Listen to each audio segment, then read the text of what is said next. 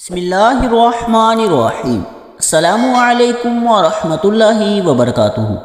نماز کے بعد کے مسنون اذکار: اللہم انی اعوذ بک من الجبن واعوذ بک من البخل وَأَعُوذُ بِكَ مِنْ أَنْ أُرَدَّ إِلَىٰ أَرْذَلِ الْأُمُورِ وَأَعُوذُ بِكَ مِنْ فِتْنَةِ الدُّنْيَا وَعَذَابِ الْقَبْرِ۔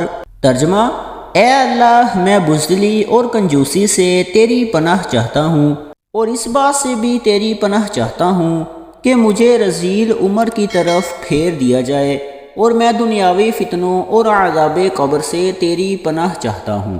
نماز وتر کے بعد رسول اللہ صلی اللہ علیہ وآلہ وسلم 3 مرتبہ یہ کہتے: سبحان الملک القدوس، پاک ہے میرا رب، بادشاہ نہایت مقدس۔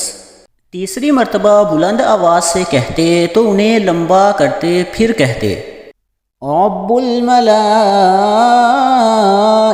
والروح، فرشتوں اور روح الامین کا رب۔ اللہ پاک عمل کی توفیق عطا فرمائے۔ اللہ پاک ہمارا حامی و ناصر ہو، آمین۔